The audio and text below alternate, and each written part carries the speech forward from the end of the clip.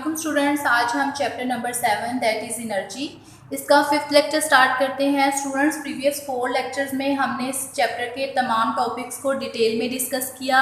I hope कि आपको वो समझ आ गए होंगे और आपने उनको लर्न भी कर लिया होगा। स्टूडेंट्स, आज के लेक्चर में हम इस चैप्टर की एक्सरसाइज स्टार्ट करेंगे। आप अपनी बुक्स ओपन रखिए और जो भी क्वेश्चन का मैं जो आंसर बोल रही हूँ वो आप साथ साथ मार्क करते जाएँ। क्वेश्चन नंबर 1 है, select the correct answer for the following statements. Number 1, the unit of energy is joule.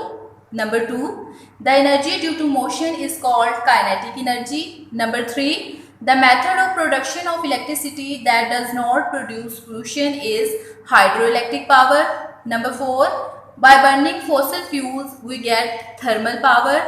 Number 5, we can save energy by avoiding unnecessary use of energy. Question number 2 है, fill in the blanks.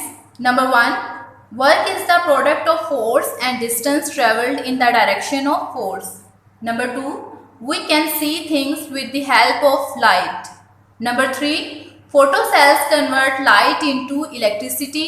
Number 4, the energy of sea tides is called tidal energy. Number 5, the safe disposal of nuclear waste is very necessary to protect from radiation. Question number 3 है, mark tick against true and cross against false statement. Number 1, the energy possessed by a body due to position is called kinetic energy. ये statement false है क्योंकि किसी भी body में position की वजह से पैदा होने वाली एनर्जी पोटेंशियल एनर्जी कहलाती है. Number 2, electrical energy is the energy of flowing charges. True. Number 3, chemical potential energy is stored in fossil fuels. True. Number 4, cooling towers of nuclear reactors absorb heat from the atmosphere.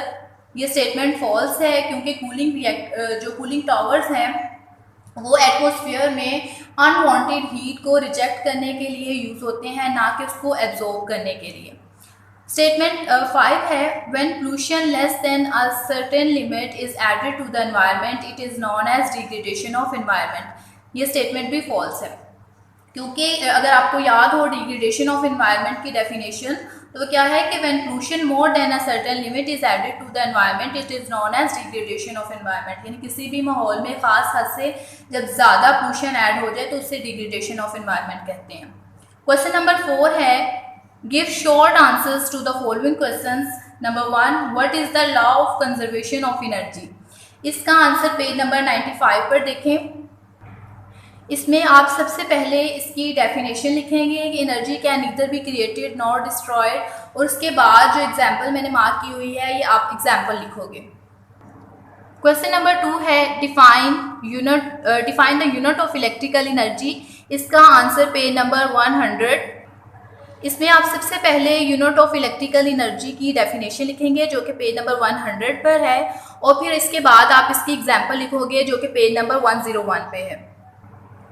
ठीक है, ये page number 101 पर इसकी example है जो कि आप electrical energy की यूनिट ऑफ इलेक्ट्रिकल एनर्जी की डेफिनेशन लिखने के बाद ये लिखेंगे एग्जाम्पल पेज नंबर 101 पर जो मेंशन की गई है.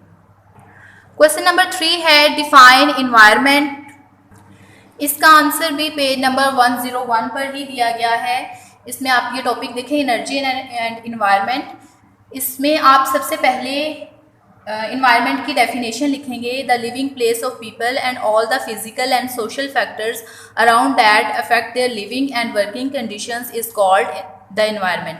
ठीक है, डेफिनेशन लिखने के बाद आप हेडिंग लिखेंगे कंपोनेंट्स ऑफ एनवायरनमेंट, और इसमें आप लिखोगे air, water and land are the components of environment. Question number 4 है, what is meant by degradation of environment. इसका आंसर आप पेज नंबर 103 पर देखें. आप डिग्रेडेशन ऑफ एनवायरनमेंट की डेफिनेशन लिखने के बाद इसकी एग्जांपल्स लिखेंगे, डिफॉरेस्टेशन, और सेकंड एग्जांपल आप लिखोगे burning of fossil fuel and कोल.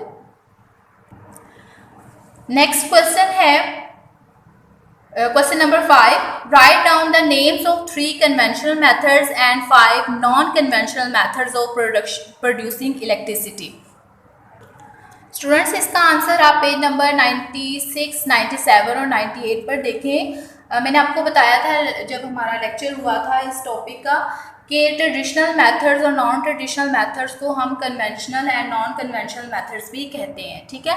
तो आपने इसमें क्या करना है कि ट्रेडिशनल मेथड्स के या कन्वेंशनल मेथड्स के आप नेम लिखेंगे, hydro electric power, thermal power और न्यूक्लियर पावर, ठीक है। और नॉन कन्वेंशनल मेथड्स में आप लिखोगे solar power, wind power, tidal power and geothermal power.